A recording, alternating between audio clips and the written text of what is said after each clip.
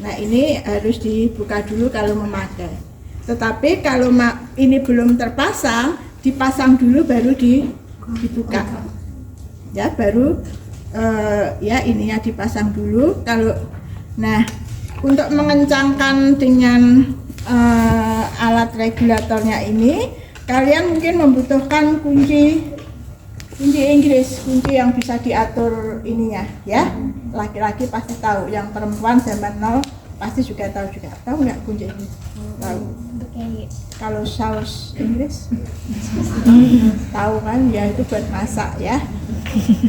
Nggak tahu kalau muslim halal nggak kalau kecap Inggris? Halal ya? Cari yang halal. Nggak tahu. Oke, nggak tahu. Tapi di dapur ibu ada yang masak kan, ibu nggak pernah masak ya terus terang. Yang masak setiap hari itu Pak Su, suami ibu. Jadi ibu tinggal bawa buat bekal, buat makan malam itu dia yang masak. Putri cukup nyobain pergian ya dan sambil makannya. Ya ini harus diyakinkan kenceng, makanya pakai kunci Inggris. Benar-benar sampai kenceng. Nah baru ini dibuka handwheelnya, di open, nanti manometernya ini akan menunjukkan ke tekanannya ya, ini ada isinya atau tidak.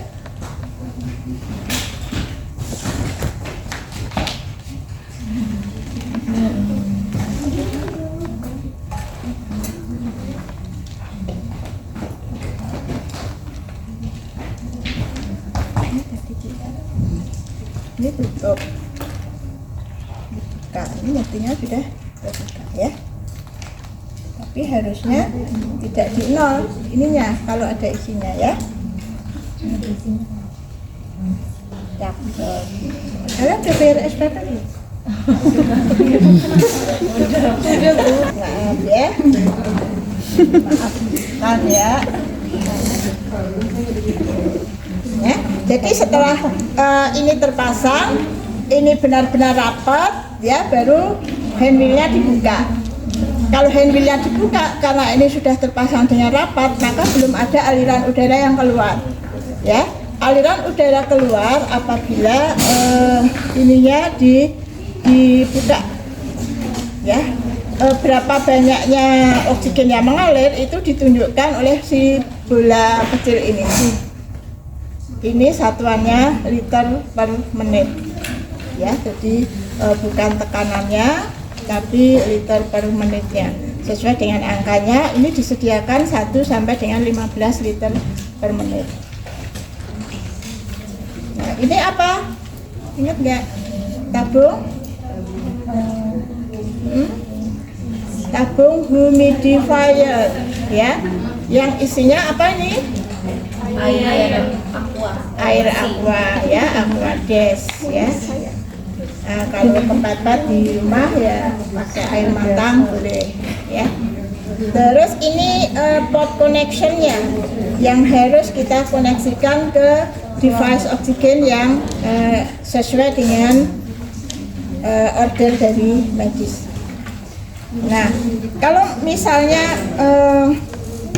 pasien kita sudah selesai, sudah tidak ada terapi oksigen lagi, sebaiknya dilepas, ininya dilepas lagi, dikendorin ini pakai kunci Inggris lagi, dilepas ya. Tetapi ingat dilepasnya harus mengeluarkan udara yang tersisa di sistem yang sudah terlanjur keluar tabung supaya kalian tidak kaget. Ya, mengeluarkannya gimana? Ini harus dibuka dulu semua. Dibuka pol, nanti bolanya akan naik, nanti akan berhenti sendiri karena ini sudah kita tutup. Ya, jadi sisa yang di sistem akan keluar habis baru kita buka. Ya, jadi aman. Kalau enggak kita buang dulu, waktu kita buka kita kaget karena ada semburan oksigen dengan tekanan yang lumayan. Ya. Nah, kalau kaget biasanya meluk dekatnya itu kan bahaya ya. Kalau ada yang modus itu ya, itu mau buka oksigen dekat ya, seperti itu.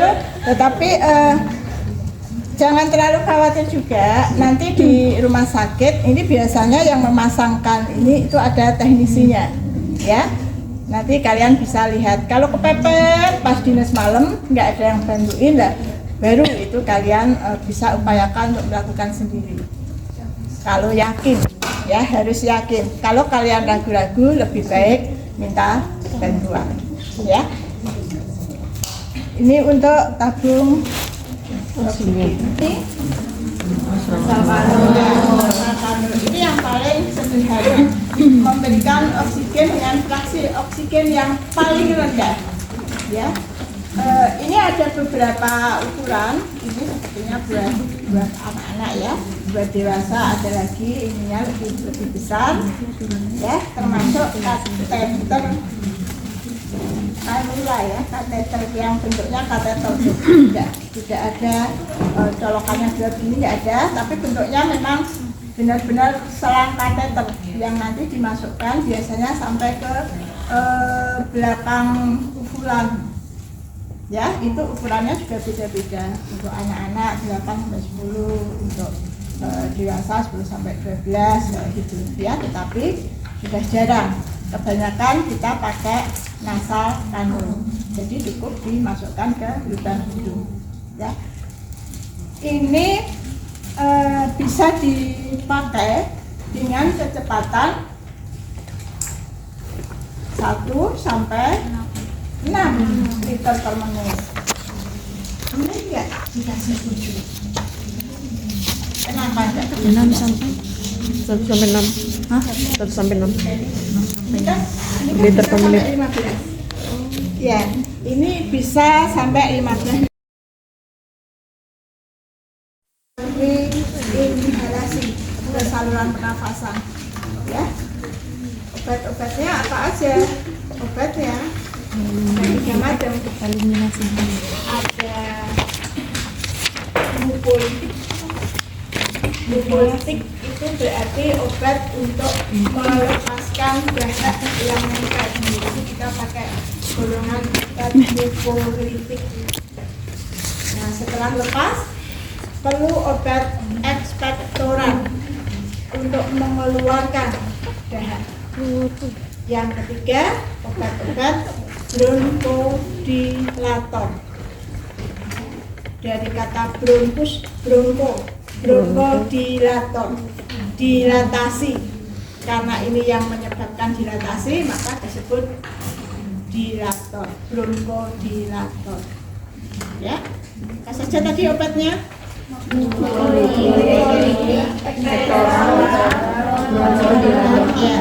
Mukolytik, ekspektoran, bronkodilator. Itu yang boleh kita kolaborasikan. Jadi kita tidak boleh mengkolaborasikan kolaborasi dengan medis untuk pemberian inhalasi Ventolin. Tidak boleh. Perawat tidak boleh menyebutkan nama obat, brand obat, tidak boleh, tetapi hanya golongannya saja, ya. Makanya yang bisa kita kolaborasikan adalah kolaborasi medikasi, inhalasi, pemberian mukolytik, pemberian ekspektoran, atau pemberian bronkodilator. Kapan dikasih mukolytik? Pasiennya sesek, batuk, pingin mengeluarkan dahaknya tapi nggak keluar-keluar, lengket banget itu dahak. Kasih mukolytik. Dok, kasih apa ya, Dok? Mukolytiknya. Emang butuh tuh pasiennya? Iya, dia ini ngeluh dahaknya lengket banget. Ekspektoran, pasien dengan batuk produktif tapi juga keluarnya cuma sedikit tapi masih buruk-buruk aja di sini. Pasien apa itu? Asma. Pernapasan apa itu? Dahak bronki. Waktu ekspirasi. Rongki. Ibu sampai sesek beneran. Mengi kata orang Melewati Jawa. apa tadi? Melewati rongga pernapasan sempit. Pasien asma. Apa? Rongga pernapasan sempit. Oh iya deh, gitu deh. Kasih bronkodilator. Kenapa? Bronkusnya Pernapasan sempit. mengecil. Sudahlah bronkusnya menyempit, produksi mukusnya Suara banyak, waxing. lengket pula. Gimana? Ada Ini WC, apa sih? Belum tahu ya? Bronkodilator. Crankles jarang. Apa bedanya laundry dengan crankles? Crankles atau rails? Nah, ini di dalam paru, di alveoli. Gangguannya ada di alveoli, entah di situ ada eksudat atau ada cairan di paru. Itu rails atau crankles.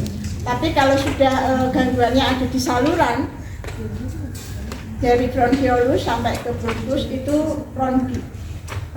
Ya, suaranya hampir sama. Nanti kalian belajarnya di YouTube ada suara tambahan pernapasan. Ventolin titik 2 NaCl 0,9%. Itu artinya menggunakan tiga macam cairan itu. Satu, bisulfon. Bisulfon ini biasanya ekspektoran. Ventolin itu masuk ke bronchodilator. NaCl ini pengencernya saja supaya menjadi lebih banyak, proses inhalasinya menjadi lebih lama dan diharapkan bisa lebih efektif. Kalau memang dokternya tidak pakai pengencer, ya itu oke, nggak apa-apa, kita ikutin aja. Ya, kalau 3 tadi pasti ada terusannya 1:1:1. Itu artinya kalau bisulfonnya 1 cc, ventolinnya juga 1 cc, NaCl-nya juga 1 cc. Ya, kalau 2:1:1, berarti yang bisulfonnya 2 cc, ventolinnya 1, NaCl 1. Jadi kalian nanti perhatikan perbandingannya, ya. Bagaimana cara memberikannya? Ya, ini ada 2 macam. Kita bisa pakai alat ini, bisa juga pakai oksigen sentral atau pakai oksigen ini, boleh. Tapi device-nya pasti beda, ya. Bisa pakai oksigen, tetapi kecepatannya harus di atas 10, karena kecepatan alirannya itu yang akan mengubah obat yang bentuknya cair menjadi uap. Jadi kecepatannya harus tinggi. Nah, alat ini mengubah cairan menjadi uapnya itu melalui kekuatan baling-baling, bukan baling-baling bambu ya. Ini ada yang muter kuat banget, ya, sehingga membuat cairan obat menjadi uap yang bisa dihirup, diinhalasi. Di mana kita masukkan obatnya? Di bawah situ. Hah? Dibuka. Ya. Nah, ini dimasukkan. Sini kan? Ya. Berapa macam obat masukkan? 3. Ya sesuai order ya. Kalau nanti ordernya cuma Ventolin NaCl, dong obatnya kurang 2 lagi. Emang kenapa deh? Kata dosen saya begitu. Jangan dosennya putri dong. Ya.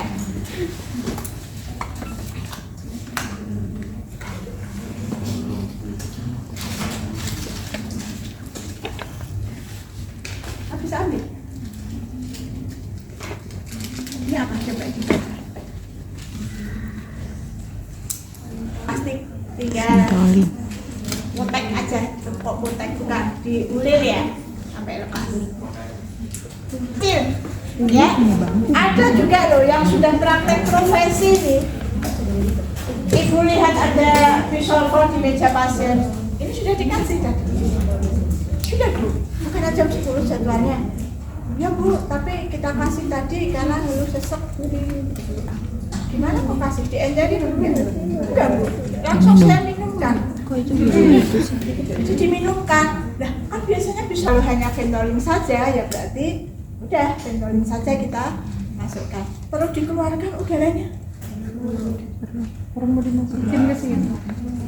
Perlu enggak? Enggak. Perlu dikeluarkan enggak?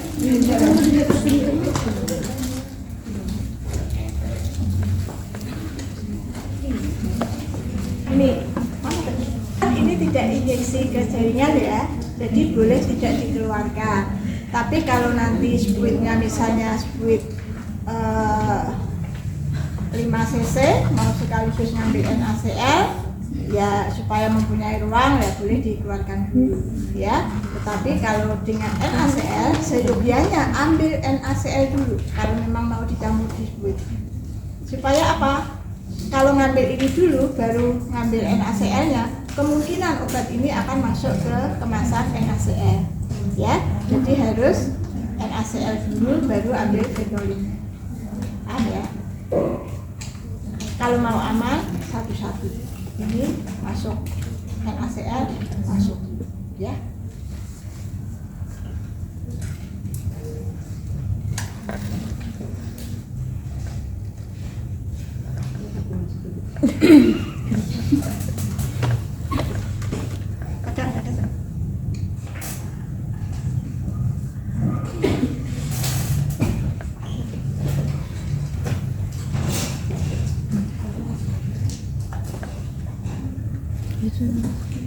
Tadi mau obatnya.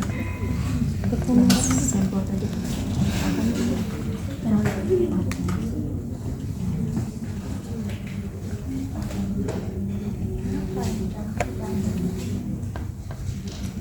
Iya, tambal bawang.